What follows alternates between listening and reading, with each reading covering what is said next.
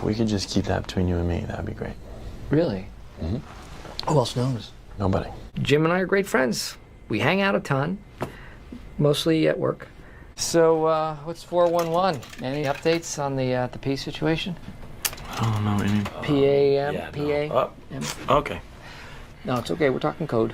What is? Okay, what is going on here? Nothing. Oh, really? Nothing? Fact, you are drinking grape soda. You never drink grape soda.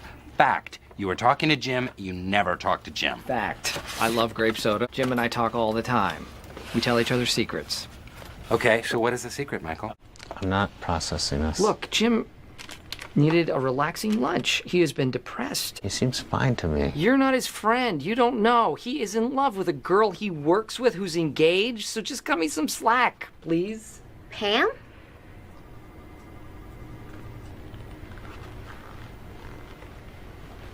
Thank you for being here, subscribed or not. If you haven't joined the 49% Elite Humans, consider hitting that button if you enjoy the videos, as the Blue Jays just stormed into Yankee Stadium on Friday, won 7-1 to push their lead over the Yankees to 4 games for the division. It's a big series for both teams. Blue Jays trying to put New York away, New York trying to hang tight with them, and Saturday was a big game for them. I mean, Luis Gil on the mound for the Yankees at times really wanted the Jays to win. He walked 4 hitters, but other than that, he was great. Blue Jays only score once. Whatever drugs Cody Bellinger is on, he got to stay on. He's throwing guys out. Austin Wells, the catcher, sacrificing home 2 runs against the Blue Jays. Like this.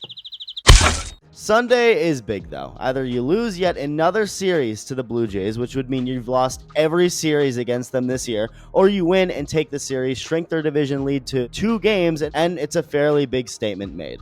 Well, the latter happened, but it was with the help of something the Yankees have seemed to be really good at this year, and the Red Sox, too. Both teams, I feel like every week, I noticed there's some instance of them figuring out and deciphering the other team's signs and having it work in their benefit. And there's been multiple instances where the Blue Jays have gotten boned because of this. The first one was all the way back in May, which now seems like from another season entirely, but it was when the Mariners figured out something with Jose Barrios. Cal Raleigh was at second base, relaying the signs to the batter at home. I think the Blue Jays coaches realized in the moment something was going on because they had a mound visit and a pretty random time to have a mound visit, and in the end, stealing the signs didn't end up doing anything for the Mariners, but that didn't stop Barrios from telling Cal Raleigh that he didn't like what was going on, which is one of those things where I can understand being in the heat of the moment, you say stuff, but in the end, it's really your fault. You have to figure out how to not get your signs stolen. And it happened yet again today with the Blue Jays in the series finale in New York. Ironically, the Mariners eventually had their signs stolen against the Yankees, and unlike how the Mariners never really did anything with getting an advantage against the Blue Jays, the Yankees used their advantage of stealing signs to make a comeback in the 9th inning and walk off in 10 innings, and they could not have cared any less about being subtle.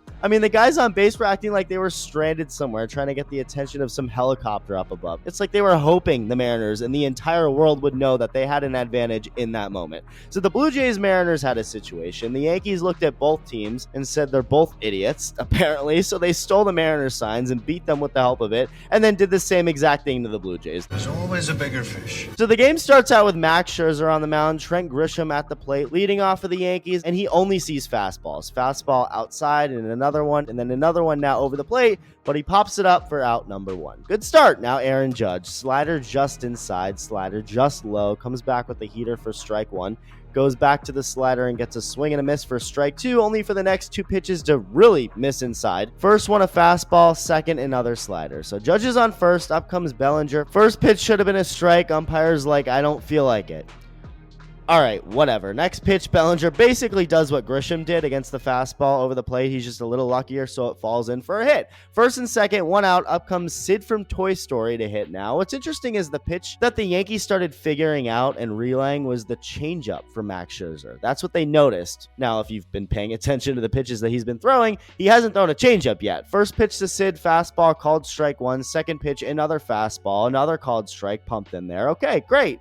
Then Scherzer pulls out the changeup, which is smart to do because he hadn't thrown it at all yet. It's way low, though. Sid isn't biting. Goes back to the fastball, fouled away. Then another fastball, it's outside. But again, what's interesting is I guess it took just one changeup thrown by Scherzer for the Yankees to figure out that that's what that pitch looks like, because right before Max Scherzer throws his 6th pitch of the at-bat, which was a changeup, Aaron Judge puts his arms out at second base. Okay. Well, next pitch, another changeup. Judge does it again, and Sid is all over this. Like, he was just salivating over it so much to the point where he got a little ahead of himself. So it's foul. He just yanks it to out in front. So this angle will show that Bellinger at first base was the one initiating the whole thing, relaying it to Judge, who then did his arm signal at Ben Rice. I mean, Sid could see from home plate. And I think what happened right here after the foul ball, I mean, who knows? It could have been him wanting to tell him the score of a freaking football game or something. I don't know. But the Blue Jays first baseman, Ty France, I imagine noticed something was off. So he, right after the foul ball, went to Scherzer quickly, I think to tell him, like, hey, they're on to you.